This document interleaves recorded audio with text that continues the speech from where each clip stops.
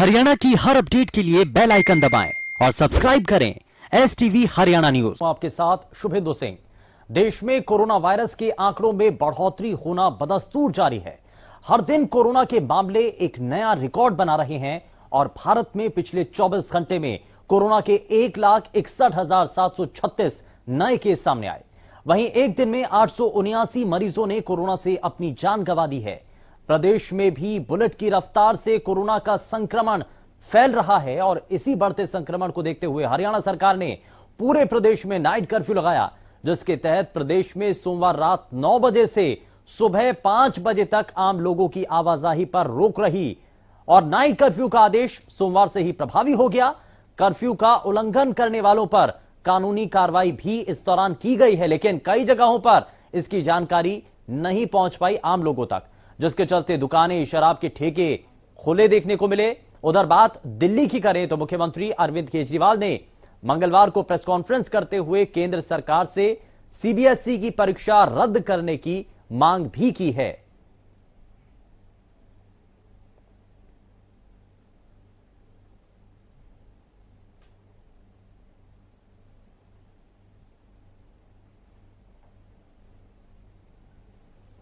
तो देश में कोरोना के आंकड़े लगातार बढ़ते हुए नजर आ रहे हैं और ऐसे में बढ़ता खतरा एक नई चिंता का कारण बना हुआ है और इन्हीं सभी चीजों को लेकर के लगातार हम आपको तस्वीरें भी दिखा रहे हैं। प्रदेश में कोरोना का जो संकट है वो गहराता हुआ नजर आ रहा है।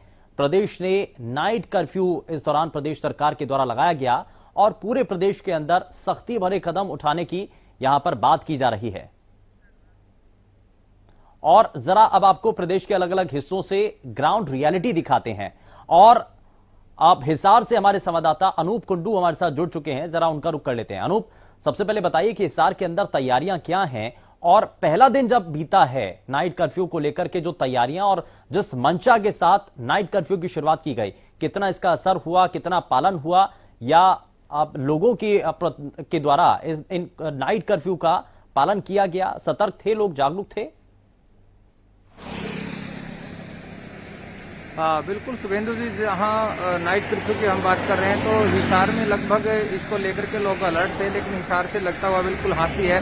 वहां पर जरूर इस प्रकार की कुछ खामियां नजर आई। जहां पर SDM रात को पहुंचे 9 बजे के बाद तो उन्होंने देखा कि कुछ दुकानें खुली थी, तो उन्होंने वहां जाकर के फिर अचानक उन दुकानों को बंद करवाया तो लोगों में कुछ हड़कंप देखने को मिला था। लेकिन अधिकतर लोग हम कह सकते हैं, चाहे वो दुकानदार है चाहे और अपने काम काजी लोग हैं, जो 9 बजे के बाद का जो कर्फ्यू है उसका पालन करते हुए नजर आए। जी, लेकिन कई जगह ऐसी भी हैं जहां पर नियमों का पालन होता हुआ नजर नहीं आया, तो प्रशासन ने वहां पर लोगों को जागरूक किया, क्योंकि आज भी कई लोग ऐसे हैं जो कि कह रहे हैं कि हम तक जानकारी नहीं पहुंची है। बिल्कुल शुभेंदु जी, बहुत सारे ऐसे लोग हैं जहां तक जानकारी नहीं पहुंची, लेकिन इसको लेकर के प्रशासन ने रात को उड़न दस्ते तैयार कर दिए गए प्रशासन द्वारा और दिन में भी जागरूकता अभियान चलाए जा रहे हैं। और इसके अलावा न्यूज चैनल और अखबारों के माध्यम से भी प्रशासन ने कहीं न कहीं लोगों को बताने की चेष्टा की है कि रात का जो कर्फ्यू है वो लागू हो चुका है। रात को 9 बजे कर्फ्यू रहेगा, तो इसको लेकर के भी जो नियम बनाए गए हैं उनका लोग सभी पालन करें। और इसके अलावा चेकिंग अभियान भी चलेगा रात्रि 9 बजे से सुबह 5 बजे तक। ठीक है अनूप, आप हमारे साथ बने रहिए। और इस बीच हमारे साथ health expert doctor Rahul Bhargava कार्यक्रम में जुड़ चुके हैं। राहुल जी, बहुत स्वागत है। और साथ ही साथ हम बढ़ते संक्रमण को लेकर के एक बड़ा संकट जो बना हुआ है, ऐसे में हम इसको लेकर के पहले भी इस पर चर्चा कर चुके थे और ये हम लगातार बात कर रहे थे कि सरकार आखिर इस पर क्या कदम उठाए, लेकिन सरकार ने सख्ती बरतते हुए नाइट कर्फ्यू का ऐलान कर दिया है। लेकिन बड़ा सवाल यही है कि क्या नाइट कर्फ्यू से जो बढ़ता संक्रमण है उसको रोक पाने में सरकार जिस मंशा के साथ आगे बढ़ रही है वो सही है और तरीका ठीक है?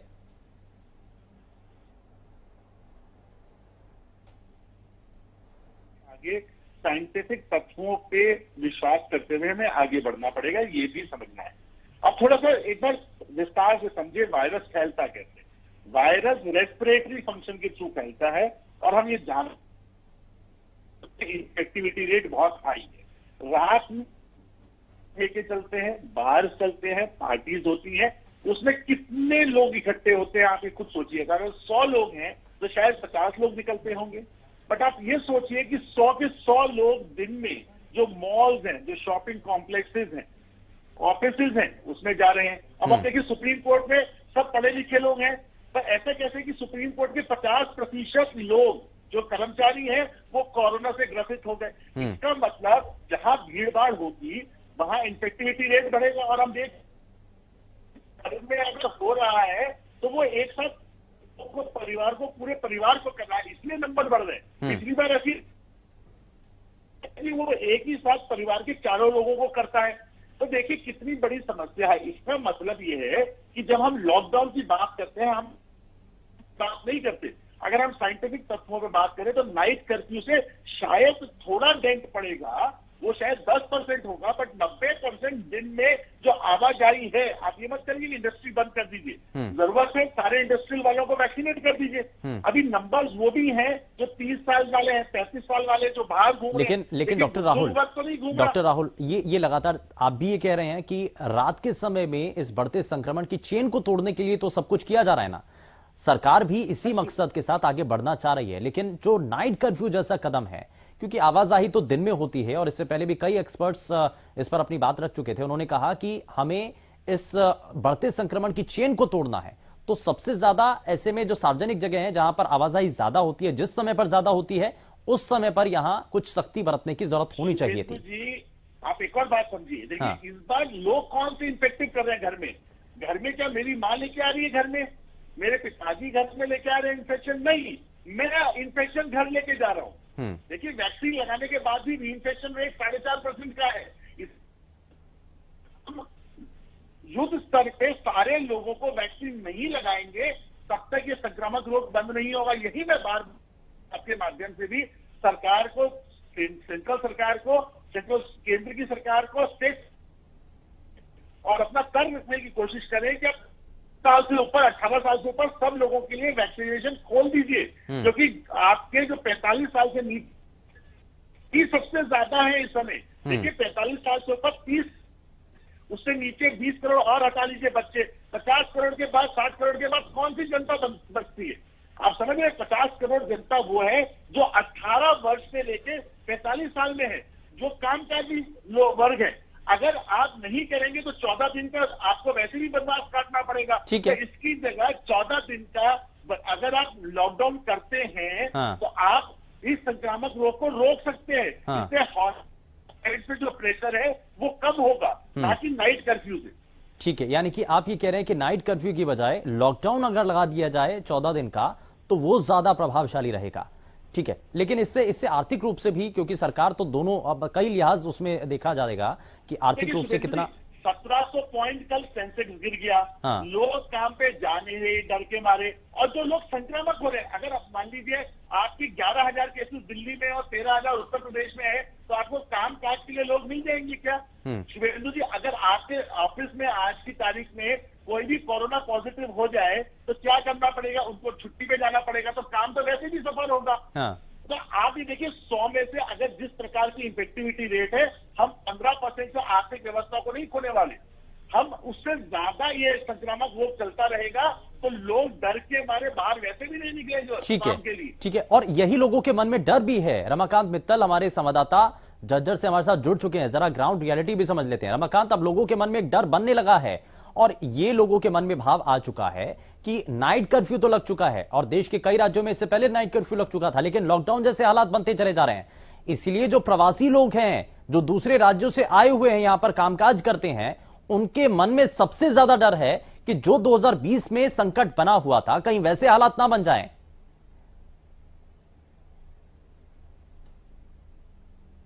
कर्फ्यू की बात कही गई थी, तो कहीं ना कहीं जो मिडिल क्लास हो या फिर कहीं ना कहीं जो छोटे दुकानदार हो या प्रवासी मजदूर हो, उनके दिमाग में भय हो गया था कि अब लॉकडाउन ना हो जाए, तो शायद वो टिकटें कराने लग गए हैं या फिर वो अपने घर की तरफ जाने के लिए तैयारियां कर रहे हैं। जब हरियाणा न्यूज ने उनसे बात की तो उन्होंने साफ तौर पर कहा कि साहब पहले भी हम लोग 6-6 महीने यहाँ फंसे रहे थे, ना हमें खाने की चीजें मिली थी, ना हमें यहाँ रहने की व्यवस्था थी, तो हम भी अपने घर लौट गए।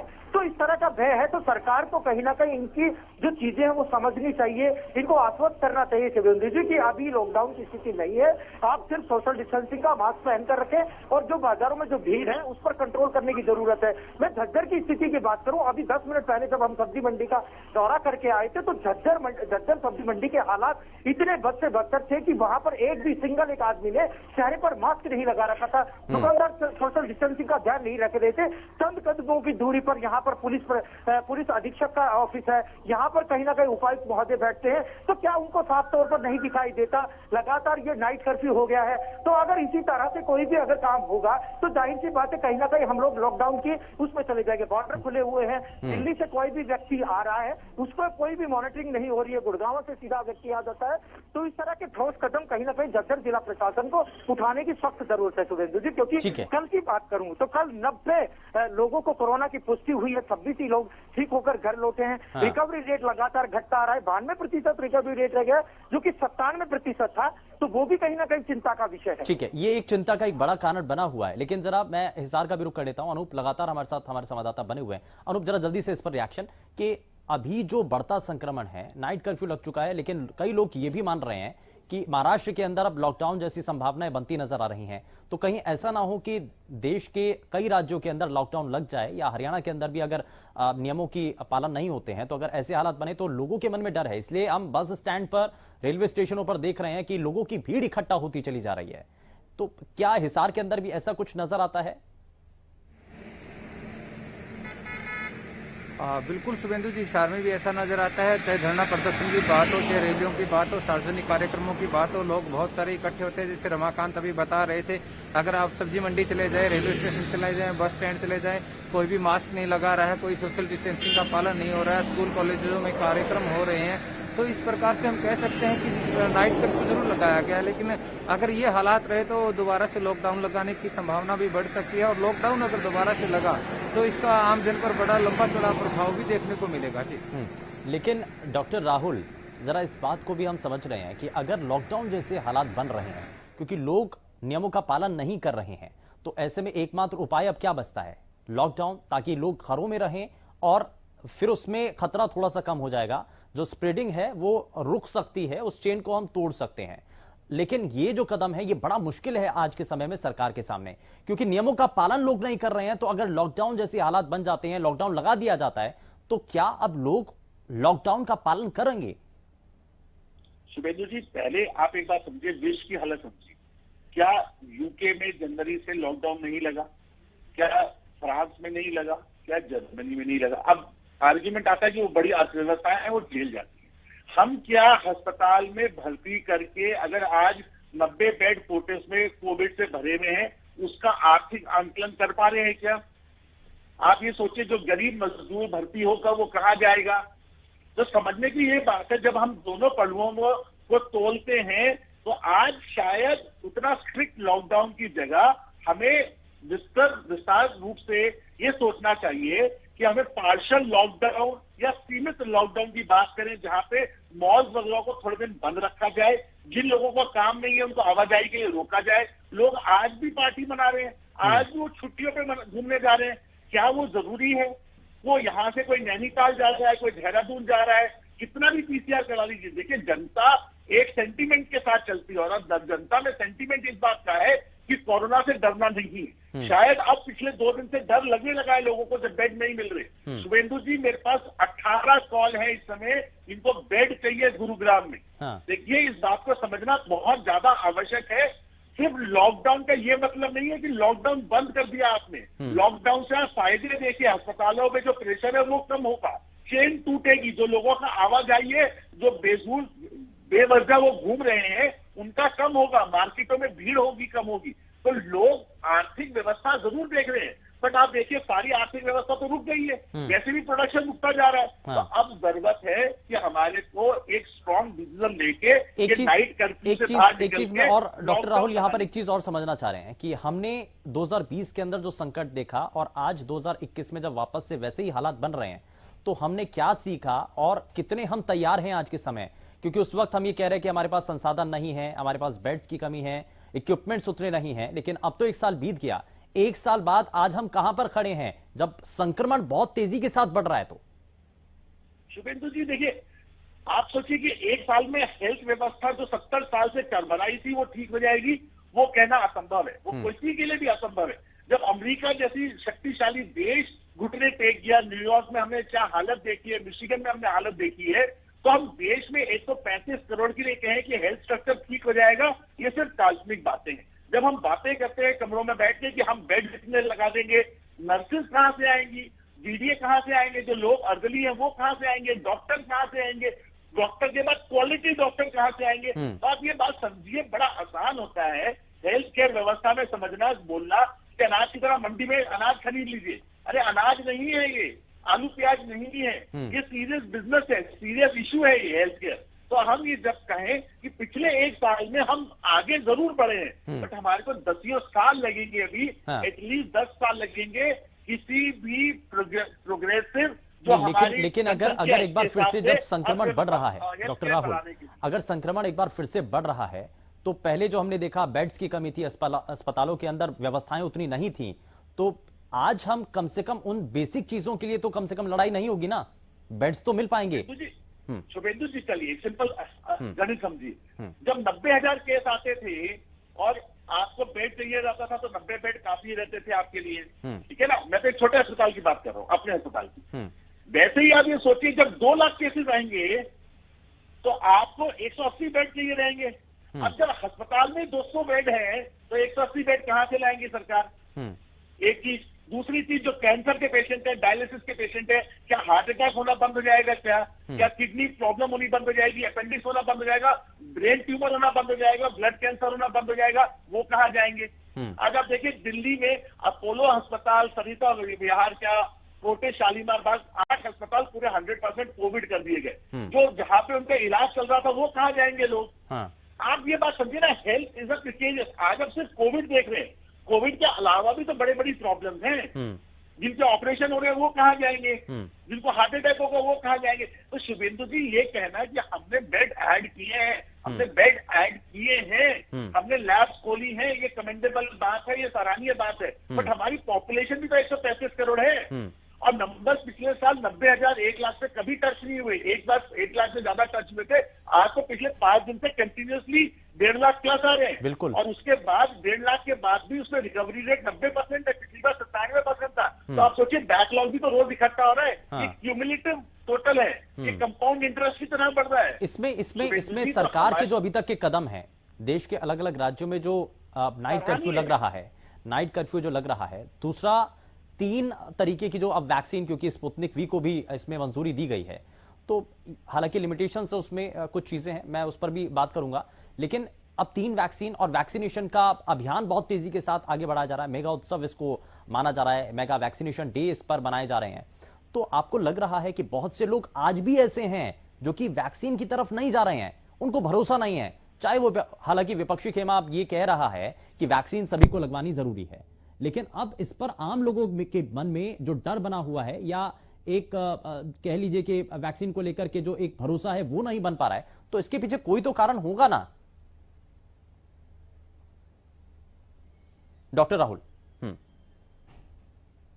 लगता है शायद संपर्क टूट गया, लेकिन ये कई ऐसी चीजें हैं, क्योंकि हम ये तुलना भी कर रहे हैं, ये आकलन कर रहे हैं कि 2020 में जो संकट हमने देखा, जब हमने देखा कि अस्पतालों के अंदर बेड की कमी थी, हमारे पास इक्विपमेंट उतने नहीं थे, और अब जब 2021 में एक बार फिर से संकट बढ़ रहा है, तो हम पहले के मुकाबले कितने तैयार हैं, हमने क्या सीख ली है, और हम पहले के मुकाबले हमारे जो अस्पताल हैं, हमने उनमें जो बुनियादी चीजें हैं जिनको हमने देखा कि बहुत हद तक उसमें कमी थी, या हम कह लें कि हमारे हेल्थ सिस्टम के अंदर जिन जिन चीजों को लेकर के हम कमजोरी मान करके चल रहे थे, हमने उनको कुछ हद तक मजबूत किया है क्या, हमने बेहतर किया है क्या? और इसीलिए हम ये कह रहे हैं कि अगर इस कोरोना के खिलाफ आज लड़ाई लड़नी है, तो सबसे पहले जो हमारे जो अस्पताल हैं, हमें सबसे पहले उनको मजबूत करना होगा। कई जगहों पर यह शिकायतें देखने को मिल रही थी कि बेड की कमी है, बेड की संख्या कम है, और डॉक्टर्स उतने पर्याप्त नहीं हैं। और चलिए जरा पिहोवा से हमारे संवाददाता गगन सिंगर हमारे साथ जुड़ चुके हैं। गगन, जरा बताइए ग्राउंड रियलिटी इस वक्त क्या है, और पिहोवा के अंदर जो सरकारी अस्पताल हैं, पहले के मुकाबले कुछ चीजें बेहतर हुई हैं, बेड्स पर्याप्त हैं? अगर संक्रमण बढ़ता है, तेजी के साथ आंकड़े सामने आते हैं, तो इसके लिए जिला स्तर पर तैयारियां की गई हैं क्या?